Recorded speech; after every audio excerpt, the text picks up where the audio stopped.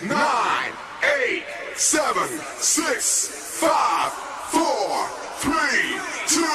Are you ready?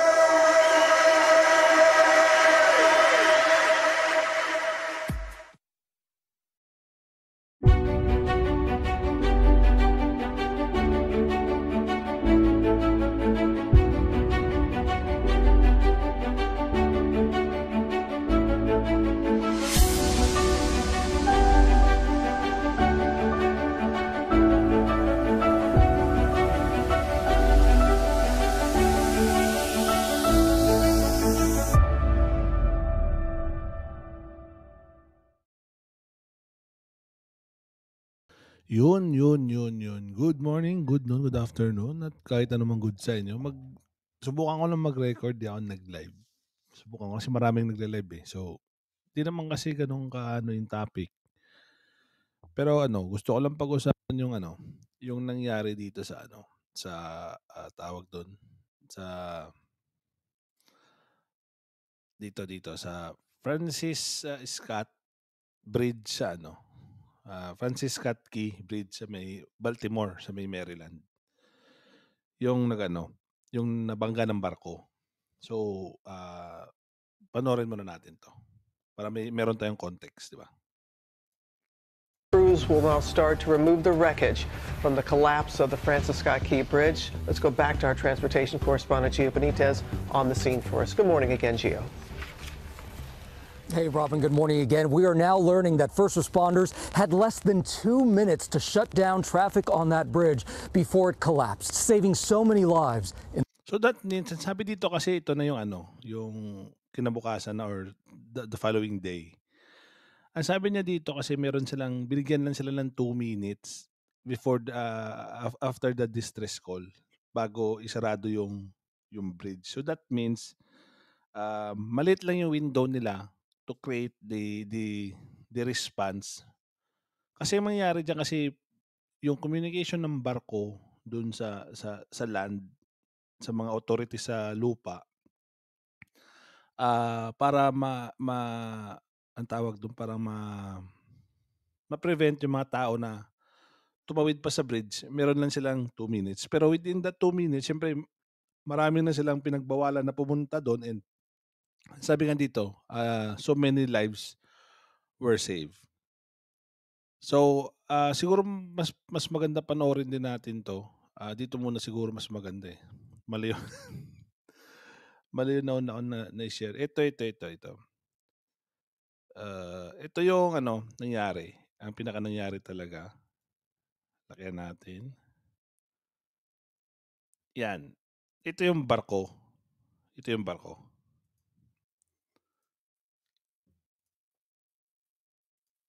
Walang sound ng video.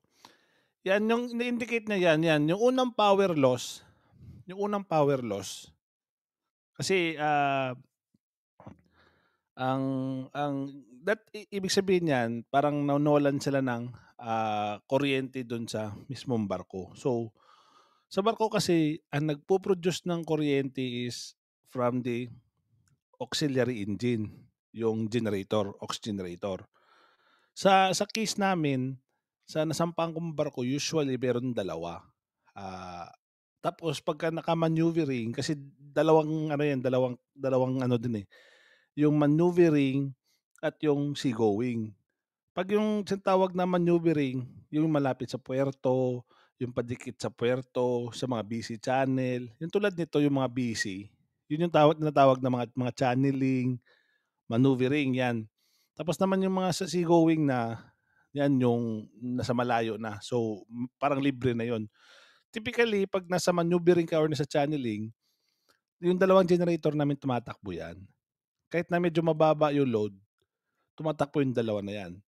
Para in case na masira yung isa or mag-bug down yung isa, hindi siya total power loss. Kasi pag namatay yung isang generator, kukuhain lang lahat ng isang generator. 'Di ba? Kukunin lang lahat ng isang generator. Pero pag isa lang si tumatakbo, pag nag-bug down yung tumatakbo, posible ito mangyayari, magpa-power loss.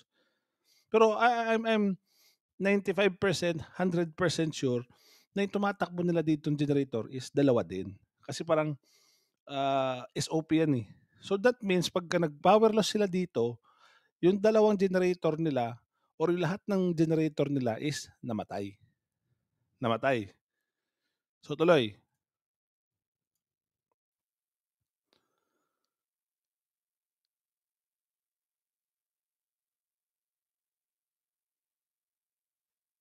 Yon, recovery. Umilaw ulit. Kasi sa barko, meron kaming tinatawag na emergency generator. Maliit siya compare doon sa normal generator. Pero yung emergency generator pwede magpatakbo ng mga emergency equipments tulad ng emergency fire pump, emergency steering, yung mga ilaw at kung ano pa nakalinya sa emergency bus line. So, kahit emergency generator lang 'yan, pwede 'yan magpatakbo ng ano, ng mga equipments. Pwede silang makapag-maneuvering. Di ko alam kung bakit namatay ulit. Kasi pwedeng posibleng nag-overload, nagkaproblema yung emergency generator nila kasi which is typically yung emergency generator dapat hindi siya ah, tawag doon.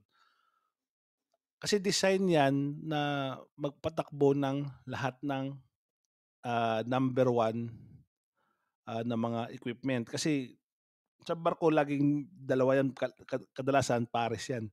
Sa mga bomba, 1 into yan. Sa steering gear, 1 into yan. Yung steering yung nagpapaling-paling ng barko, 1 into rin yan. Mga compressor, 1 into rin yan. Lahat ng number one na yan, nakadikit yan sa emergency bus line. So, kahit na naka-emergency generator lang yan, pwede sana nilang steer yung barko. Pero namatay ulit eh.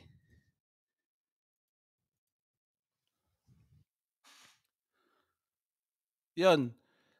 Meron siya nakitang thick smoke dito.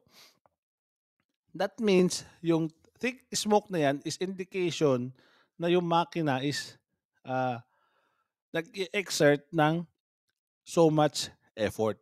Parang napipersa siya. Kasi nagkaroon siya ng thick smoke. Parang di ko alam kung anong nag-cause nitong thick smoke na sa kanila. Pwede siguro nilang kinrush astern. Kasi yung barko, walang abante, walang atras. Ang term namin doon, ahead at saka astern. Posible kasi may momentum siyang ahead. Posible na kinrush astern nila, siguro, kaya yung makina is pumersa. Kaya pumersa yung makina. Kasi siguro pinipilit na nilang iatras kasi ang barko walang preno. Yung barko walang preno. So, ang tendency dyan sa mga ganyan is posible nilang ilaglag yung angkla, yung port anchor or starboard anchor, o kaya i-reverse nila.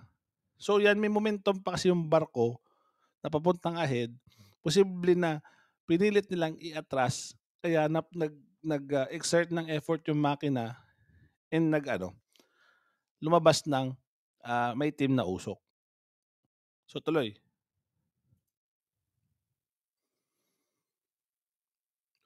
Yun. Pangalawang power loss. Sa pangalawang power loss, wala ka ng control dyan. Wala ka na talagang control dyan.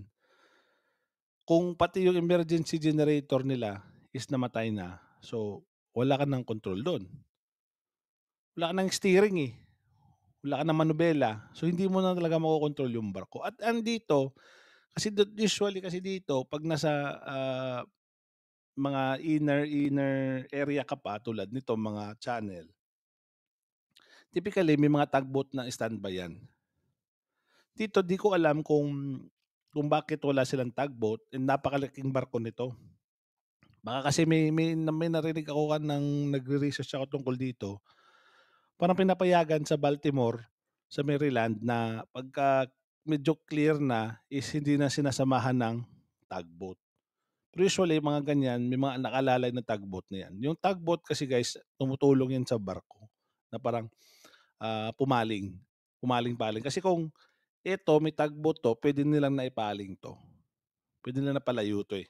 Pero I don't know kung bakit, wala na silang tugboat and hindi sila kaagad nakakuha ng, tugboat.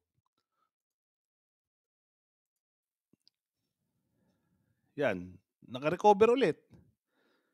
O nag-power loss siya, pero naka-recover siya ulit. Ibig sabihin, na-recover nila yung, ano nila, yung power supply nila. Pero wala na, kasi yung barko nga walang preno, you know? Yung barko kasi walang preno 'yan. So, ang nasabi pa dun na sa isang balita na napanood ko is yung barko is tumatakbo ng 8 to 9 nautical miles per hour. Medyo mabilis 'yan. Medyo mabilis 'yan sa barko pagka tumatakbo ng 8 or 9 nautical miles.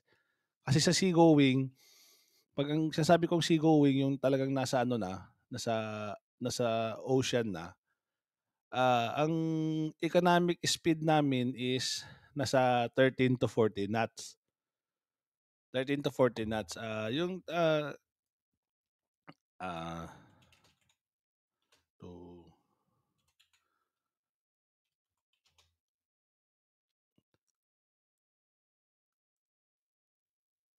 ang 1 knot kasi is, 1, ah, 1.8 1.852 kilometers per hour. Yan yung 1 knot. So, kung tumatakbo siya ng 8 knots, nasa 14 kilometers per hour o 14 to 15 kilometers per hour. So that means medyo mabilis yan sa diyan nalagay. Medyo mabilis yan. Kaya medyo pag-recover nila, di na sila naka-atras. Kasi kung mag-power loss ka, wala ka rin, hindi ka rin maka-atras. Kanina nag-power loss siya eh. Ngayon naka-recover lang siya. Ngayon, gusto nila lang i-atras ulit yan or mag-drop sila ng anchor pero wala na. Naabot na kasi may momentum pa. May momentum pa yung barko, dumidire-diretso pa siya. So, talagang tinamaan niya yung tulay. Yan o.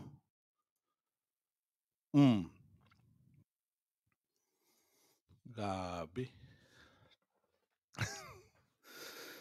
Bagsak agad yung ano, kasi parang yung isa sa mga pundasyon yung tinamaan. So, nung tinamaan, bagsak agad.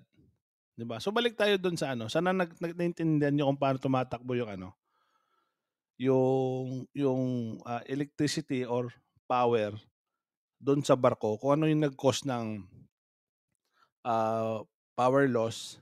Hindi ko alam kung ano nag-cause ng power loss pero kasi ganito 'yan. Yung main supply is yung sa main generator.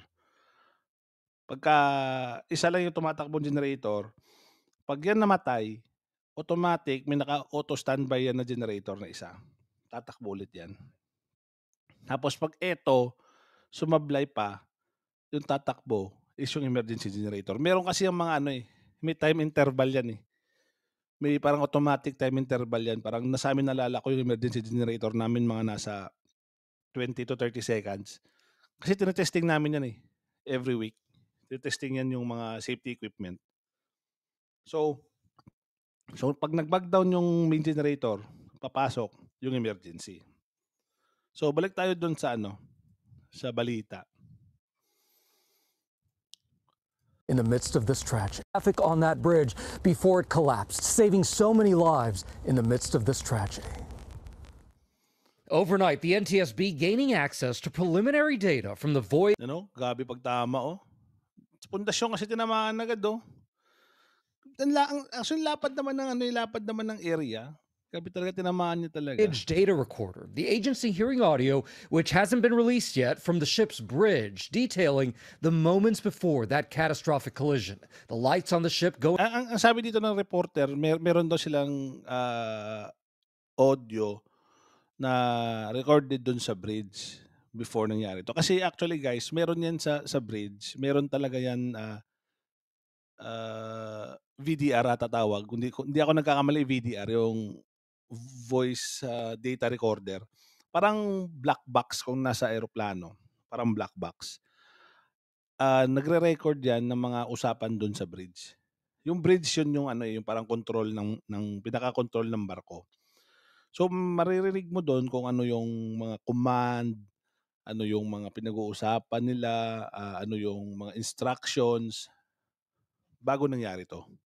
So do'n nila makikita yan kung tama ba yung course of action ni kapitan, course of action ng pilot. By the way guys, may pilot yan. Hindi lang sa eroplano may pilot din yung barko. Yung tinatawag na pilot is umaakyat yan tuwing magpapasok sa mga channel yung barko. Parang sila yung nagmamando do'n. Parang sila yung parang sila yung in control. Pero hindi sila humahawak ng nag-aano lang yan sila. Kasi may mga markers yan, may mga life buoy yan. So parang mas kabisado nila yung shallow area and everything. So umaakyat yung pilot. Pagka lumabas na sa ano, pag papunta na ng libre na yung sa sea na, yung sa ocean na, bumababa na rin yung pilot. So hindi lang sa eroplano may pilot din sa barko. So dito sigurado ako may pilot yan diyan. Kasi nasa ano pa inner waters pa siya eh. So tuloy. Going dark at 1:24 a.m., alarms then ringing out seconds later. Within minutes, the two pilots calling steering orders, radioing for Dalawa pa nga pilot nila eh. Yeah. Meron daw sila dalawang pilot radioing order. tugboats to assist and dropping the ship's port anchor. Nag-drop sila ng port anchor. Sinubukan nila i-drop yung port anchor tapos tumatawag na sila ng tugboat. Pero ewan ko, baka siguro it's too late. Kasi hindi na naka-recover yung tugboat and yung port anchor, hindi na rin napigilan yung momentum ng barko. Then issuing that mayday call. The NTSB aboard the ship Wednesday, finding 764 tons of hazardous material. Actually, container vessel to ano, so meron silang nakitang 764 tons of hazardous materials. Ang laki. Imagine nyo guys, yung 1 ton is 1,000 kilograms. So, it's 764,000 kilograms of hazardous materials. Ang dami niyan. Mostly corrosives, flammables, and some miscellaneous. Grabe yung sira. Ito yung bow. Yung tinatawag na forward. Tapos ito, dito yung angkla. Kasi dito, starboard side to eh. Yung starboard side is yung kanan. Kung yung port anchor nilaglag nila dito sa kabila, sa kaliwa, yan yung port. Grabe, no? Hazardous materials. Some of the hazmat containers were breached. We have seen sheen on the waterway. And after more than a day of treacherous searching, divers recovering a red pickup truck. 2 victims found inside. 35-year-old Alejandro Hernandez Fuentes and 26-year-old Dorlian. Ito, biktima to, nakita daw sa ano. Kasi yung, kahit sabi nung lalaki, ng reporter kanina na meron silang 2 minutes lang na para i-close yung bridge. Pero may iba talaga na andun na mismo sa bridge. Kasi medyo mahaba rin yung bridge eh. So nakapasok na sila doon sa bridge bago mabangga ng barko. So that means andun yung mga tao sa bridge, nasa loob ng mga sasakyan nila. So kasama tong dalawang biktima na nakita nila sa red pickup. Cabrera. Officials saying other vehicles have been detected but have So meron pa daw sa sonar nila, meron pa. not yet been recovered. Based on sonar scans, we firmly believe that the vehicles are encased in the superstructure and concrete. So yan. Ang sinasabi na encased in superstructure, yung mga container, yung mismo yung tulay, superstructure, concrete. That means parang natakpan ba? Ang tamang term nun.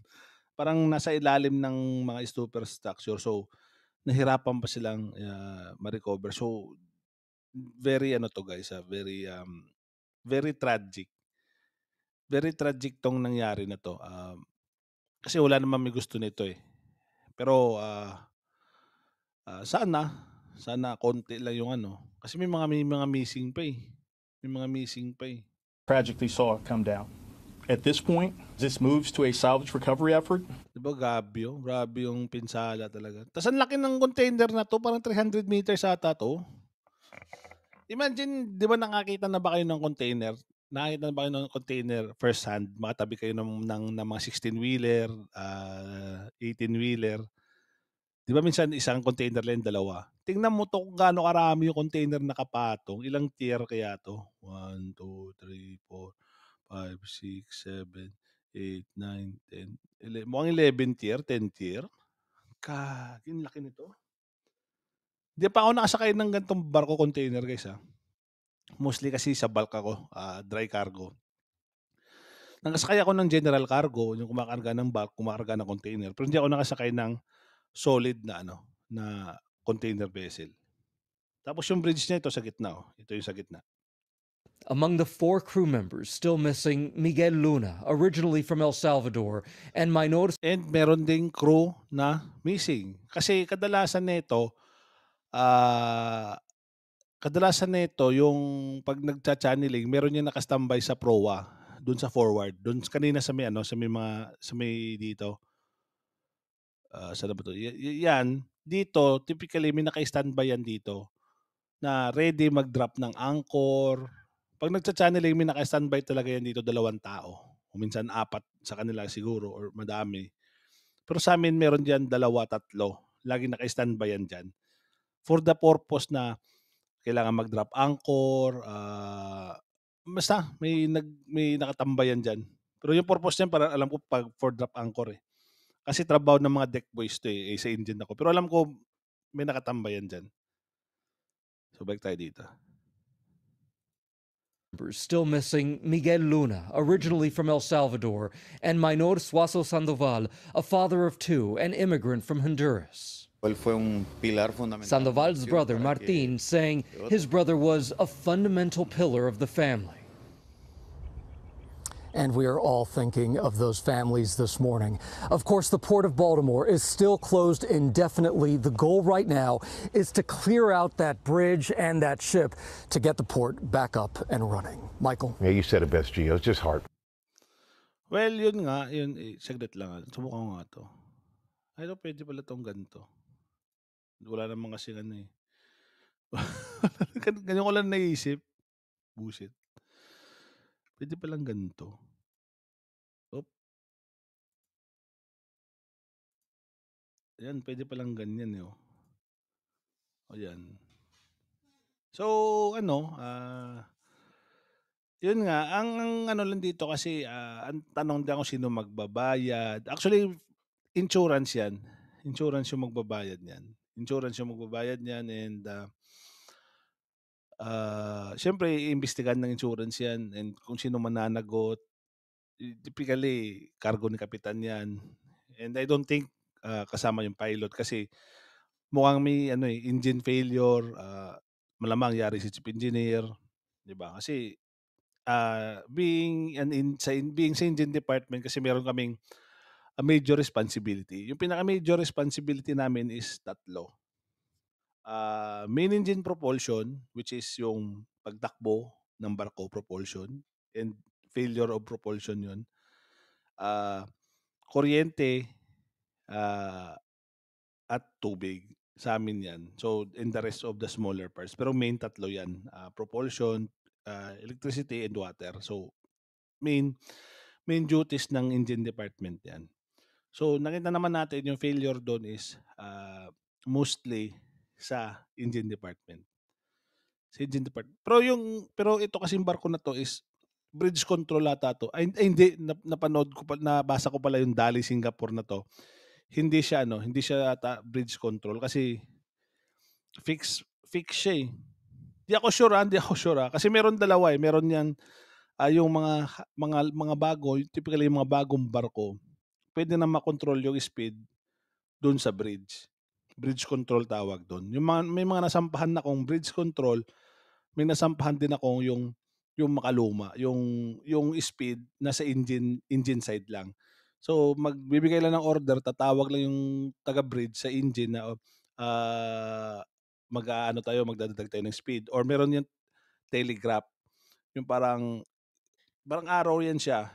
Yung bridge magaganon kasi yung speed namin is dead slow, half speed, tsaka full speed. So 4 yan. So may corresponding speed yan. So yung bridge, pag inikot nila ng dead slow, Magaganon yan. So kayong nasa engine, i-acknowledge nyo yan. So isasabay nyo dead slow. Tapos i-adjust nyo yung speed to dead slow or mag-slow man or mag-half or mag-full. Ganon yan siya. Tapos may dalawang direksyon. Kung ahead or astern. Yung abante o atras. So doon yan kung sa mga malulumang style, kailangan ng telegraph. So sabay para dead slow astern yung atras. Magaganon yan. So, ang taga-makina, isasabay niya yan para sabay sila. Tapos, adjustin niya yung speed. I-acknowledge niya muna, tapos adjustin niya yung speed. Ganun yun. So, isang problema dito kasi dito sa engine talaga kasi nawalan sila ng power talaga. So, pag nawala ka ng power, nawala ka na ng makina, nawala ka na ng steering, yun talaga nangyari. So, talagang, I don't know kung to what extent ang magiging punishment kasi may mga namatay pwedeng consider na negligence because loss of life due to negligence or something. Hindi ko alam kung ano yung mga batas dyan pero for sure may mananagot talaga yan dyan guys. Wala naman may gusto nito pero it happens and laking danyos nito. Diba? Kasi sa hazmat pa lang, sa hazardous material pa lang, 764 tons, kailangan pa ng clean up yan. And yung tulay mismo, and yung mga pamilya, di ba? So, this is one of the tragic accident in shipping business siguro sa recent years. Kasi, tulay ito. Medyo kamala yung tulay. And titignan ko yung mga update kung ano yung anong mga next nila na kasi hindi pa tatapos yung rescue operation nila kasi di ba? May mga missing. Pati na ko ano masasabihin niya dito. Breaking. Thank you so much for that. Well, hey. Wala naman. So, yun lang guys, nagbigay lang ako ng konting idea when it comes to. And kung may tanong kayo, dito siguro mag-i-interact ako sa comment section. So, kung may tanong kayo, drop down na lang sa comment section and subukan ko sagutin lahat. And anyways, maraming salamat sa inyo and holiday na pala ngayon, no? So, magninilay tayo kasi Holy Week. So, ingat po sa inyo and God bless. Maraming salamat.